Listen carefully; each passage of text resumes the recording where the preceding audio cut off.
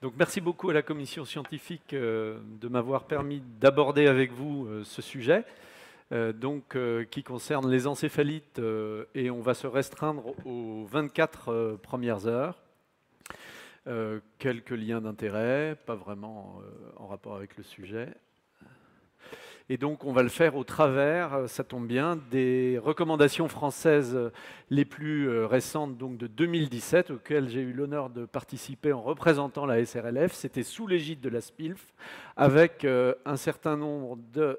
Ah oui, d'accord. Un certain nombre de sociétés savantes, en premier lieu de laquelle la SRLF. Donc il y a le texte de toutes les recommandations sur la diapositive précédente, auquel s'adossent 4 textes longs pour les plus curieux d'entre vous. Et ce que je vous propose de faire, c'est de survoler en 15 minutes l'épidémiologie, un petit peu de définition, le traitement initial et éventuellement les traitements spécifiques quand on a les premiers résultats. En termes d'épidémiologie, on va commencer par de la physiopathologie et ça va se terminer par une leçon d'humilité. La physiopathologie, très brièvement, c'est une inflammation du parenchyme cérébral responsable d'une dysfonction cérébrale aiguë. Ça veut dire qu'on ne parlera que des encéphalites aiguës. Et vous savez que... Ouais. J'ai donné des conseils tout à l'heure, mais bon.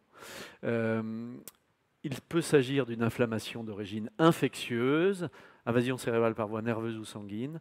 Les étiologies sont extrêmement nombreuses, mais finalement, vous savez que le quintet de tête, c'est herpès 1 en premier, puis VZV, listeria, tuberculose, éventuellement entérovirus, et puis les autres. Les pathogènes sont variables selon les zones géographiques, variables selon les contextes. L'épidémiologie est assez évolutive, influencée par de nombreux facteurs environnementaux, socio-économiques, politiques, avec des émergences, des réémergences. On pourra en discuter si vous voulez. L'inflammation peut être d'origine non infectieuse, et vous connaissez tous ces causes qui ont explosé depuis la première description des encéphalites limbiques en 2007, les causes dysimmunitaires, au premier rang les ADEM, les encéphalites démyélinisantes, et les encéphalites auto-immunes, paranéoplasiques ou non, type encéphalite limbique.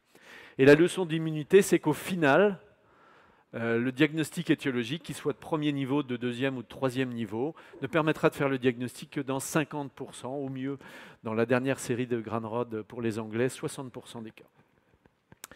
La définition française donc, des recommandations 2017 on a préféré répondre à une question de manière à coller à la vraie vie. Quand évoquer une encéphalite et comment la confirmer? C'est-à-dire que ça évoque à la fois des signes diagnostiques et puis le début du bilan étiologique. Donc on a dit, et ce n'est pas nouveau, qu'il faut évidemment des signes cliniques, et l'entonnoir est très large, signes neurologiques plus fièvre, donc signes neurologiques parmi troubles de la vigilance, troubles du comportement, crise convulsive, clinique ou infraclinique, et donc l'EEG est recommandé dans le bilan initial, signes focaux et la fièvre, en précisant qu'elle peut parfois être absente pour tout un tas de raisons. La biologie sanguine, il n'y a pas de résultat sanguin évocateur d'encéphalite, mais par contre, elle aide clairement au bilan étiologique et à la recherche des diagnostics différentiels. Et donc, comprend 2 hémocultures, c'est essentiellement dédié à l'étiologie listeria, on va le revoir, une sérologie VIH combinée, anticorps-antigènes, et une biologie de routine. Par ailleurs, la PL, évidemment, est nécessaire, et c'est le pivot du diagnostic avec l'analyse du liquide cérébrospinal, quantité suffisante, 120 gouttes, la cellularité pathologique dès que supérieure stricte à 4 éléments, je ne vous apprends rien, les analyses habituelles et le début du bilan étiologique avec la microbiologie classique, examen direct et culture, dédié plutôt aux pyogènes et à l'hystéria dans le sujet, et les PCR du premier niveau, HSV, VZV, entérovirus, eu égard à l'épidémiologie. Évidemment, s'il y a un contexte particulier, ou vous êtes dans une zone particulière, on peut demander d'emblée une autre recherche, si l'analyse des données peut évoquer une autre étiologie. Enfin, l'imagerie prend beaucoup plus d'importance dans la démarche diagnostique. Elle doit être obtenue et réalisée le plus rapidement possible. Privilégier, comme l'a dit Romain, l'IRM qui est clairement beaucoup plus performante que le scanner. Et bien sûr, si l'IRM n'est pas envisageable, pour tout un tas de raisons, techniques ou gravité de malade, le scanner sans puis avec injection. Et vous voyez ici un herpès avec l'atteinte du lobe temporal. Ici, un exemple d'encéphalite à VZV avec l'atteinte vasculaire caractéristique. Et ici, une encéphalite à l'hystéria avec l'atteinte qui n'est qu'un cinquième des cas finalement du tronc cérébral. Le timing de l'imagerie versus l'APL, relativement classique. L'imagerie doit être faite avant la ponction lombaire si le Glasgow est inférieur à 10, ou signe focal, ou convulsion, ou immunodépression, ou des contre-indications non neurologiques, on pourrait y revenir. Vous savez que ce genre de critère a pu être modulé récemment, on pourra en discuter. Si l'APL ne peut pas être réalisée d'emblée, on commence finalement à parler traitement. Il faudra débuter le traitement évidemment d'une méningite, parce qu'à ce stade, il peut s'agir d'une méningite purulente, et c'est une maladie chronomètre, si l'on peut dire, et le traitement d'une encéphalite, ce qui fait que globalement, on pourrait être amené désolé, là ça va trop vite, à faire une dose de dexaméthasone, une dose de céfotaxime, 3 grammes pour quelqu'un de 60 kg par exemple, pour la méningite purulente, et puis 2 grammes d'amoxicilline et une dose classique de 10 mg kg d'aciclovir. Le traitement initial, c'est d'abord l'orientation des patients. L'orientation des patients, et ça nous concerne, puisque finalement, 50% des patients ayant une encéphalite passeront en réanimation. Et donc, ça repose sur strictement un avis d'expert. On a proposé que les patients soient en réanimation ou en USC, dès lors que le score de Glasgow était inférieur à 13, plus d'une crise convulsive, des détresses autres, ou des troubles du comportement incompatibles avec un secteur conventionnel. C'est possible avec les encéphalites infectieuses, c'est possible aussi avec les encéphalites limbiques, où parfois il y a des mouvements anormaux et des tableaux pseudo-psychiatriques tels que les patients sont quasiment ingérables dans leur agitation.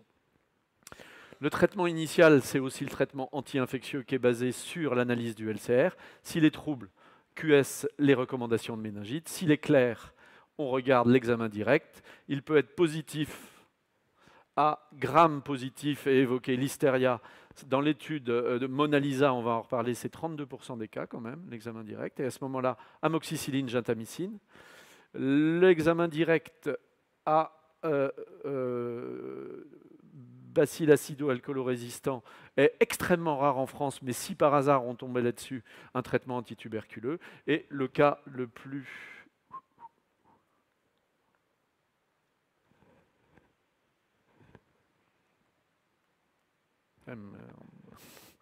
Le cas le plus classique, c'est que ça soit négatif. À ce moment-là, on traite de manière probabiliste par aciclovir plus amoxicilline, l'antituberculeux, que si réellement les éléments sont très en faveur. À ce stade-là, on y reviendra tout à l'heure rapidement.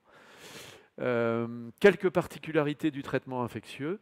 Vous avez le droit, si vous avez des signes évocateurs de VZV, et c'est ce qu'on a recommandé, donc de monter l'aciclovir à 15 mg kg parce que le VZV a une CMI plus élevée que l'HSV. En d'autres termes, il est moins sensible à l'aciclovir que l'HSV1.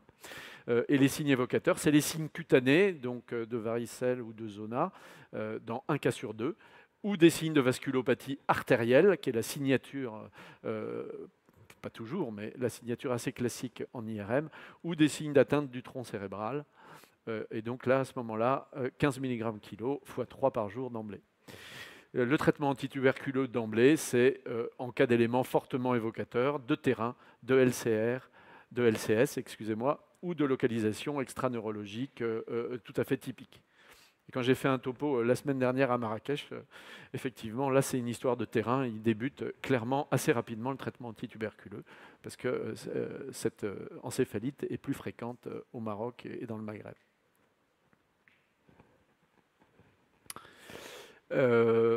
Mona Lisa nous apporte quelques données sur les listérioses neuroméningées, ça méritait d'en parler. Très grosse étude du Centre national de référence avec Caroline Charlier et Marc Lecuy. 818 listérioses invasives, dont 252 neurolisteria, c'est une très grosse série. 30% des listérioses invasives, des patients âgés, 3 comorbidités, immunodéprimés. La culture du LCR, l'examen direct, vous l'avez vu tout à l'heure, c'est 1/3 des malades. La culture positive, c'est 84%, ça pousse bien. Les hémocultures poussent pas mal non plus. Et la PCR, vous voyez, n'est pas si sensible que ça. Le traitement initial, c'est aussi le traitement symptomatique en ce qui nous concerne, notamment en réanimation. L'intubation doit avoir une indication large. Bon, voilà.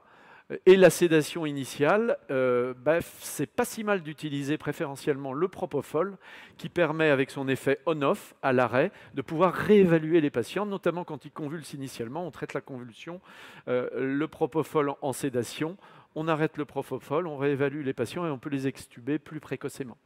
Pas de corticothérapie dans cette maladie pour l'instant, sauf si tuberculose prouvée ou fortement suspectée, avec un schéma long que vous connaissez bien, une décroissance très lente pour éviter les effets rebonds. Pas de traitement anticonvulsivant en prophylaxie primaire, ce qui pourrait se discuter quand il y a des lésions corticales importantes, eu égard à l'étude de l'équipe de Bichat avec Romain en premier signataire, qui suggérait que ça pourrait être important. Et puis, on s'est positionné en proposant, notamment pour les cas les plus graves, une neuroprotection de type trauma crânien grave. Ça relève d'avis d'experts, et donc on a ciblé tous les objectifs de la neuroprotection en passant par une PO2 correcte, une PCO2 correcte, évidemment pas d'hyponatrémie, les glycémies contrôlées, et puis la température plutôt normale, sauf en cas d'état de mal réfractaire ou super réfractaire, où on propose une hypothermie ciblée. Les traitements spécifiques, donc en disposant des résultats microbiologiques obtenus dans les 24-48 heures. Dans mon hôpital, dans les meilleurs cas, c'est dans les 3 heures. Mais en général, on les a en France, par chance, dans les 48 heures. Et donc, globalement, dépendent donc du résultat de ces PCR initiales, et c'est ce que j'avais à traiter, les 24 premières heures. Donc, si la PCR-HSV est positive, ça sera acyclovir à 10 mg kg et on arrête l'amoxicilline, et ça sera pour 14 jours. Si la PCR-VZV est positive, ça sera l'acyclovir qu'on grimpe à 15 mg kg et on arrête l'amoxicilline par rapport à notre traitement probabiliste. Et ceci pour 14 jours, il n'y a aucun data sur la durée. Et on a fait par analogie avec HSV1, 10 à 14, on a choisi 14 jours. Si la PCR, si l'hystéria est positive, donc direct culture du LCS ou des hémocultures, on arrêtera la cyclovir et ça sera amoxicilline à laquelle on adjoint la gentamicine pour 5 jours de gentamicine et 21 jours d'amoxicilline. Enfin, si les PCR et l'hystéria sont négatifs, on fera de l'acyclovir qu'on continue.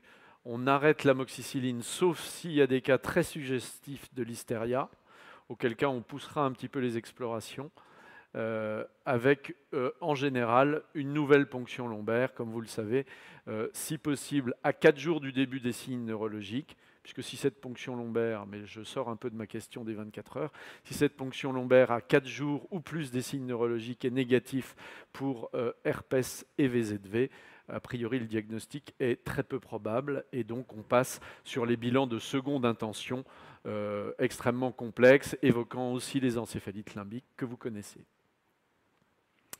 En conclusion donc, l'encéphalite est une pathologie d'actualité, vous le savez très bien, parce que chaque fois qu'on a des cas un peu compliqués, c'est compliqué. Les profils sont complexes et évolutifs, émergence, réémergence de pathogènes, engageant les pronostics vitales et neurologiques, et on le sait bien puisqu'on gère en réanimation les formes les plus sévères, une importance croissante dans l'aide au diagnostic de l'IRM, des étiologies infectieuses, et j'ai parlé essentiellement de ces étiologies-là parce que dans les 24 premières heures, c'est le cas, donc les 4 majors, HSV, VZV, BK, Listeria, qui en plus bénéficient de traitement. Je n'ai pas trop parlé d'entérovirus, qui peut être fréquent, mais parce qu'il n'y a pas de traitement. Les autres pathogènes, c'est une recherche raisonnée, mais importante, mais qui est plutôt dans un second temps. Et les causes non infectieuses, c'est aussi plutôt dans un second temps, avec les causes dysimmunitaires, notamment l'explosion des encéphalites limbiques depuis 2007. Et puis faire mieux dans les premières 24 heures, c'est savoir évoquer le diagnostic pour ne pas passer à côté, éventuellement avoir un diagnostic plus performant et plus rapide.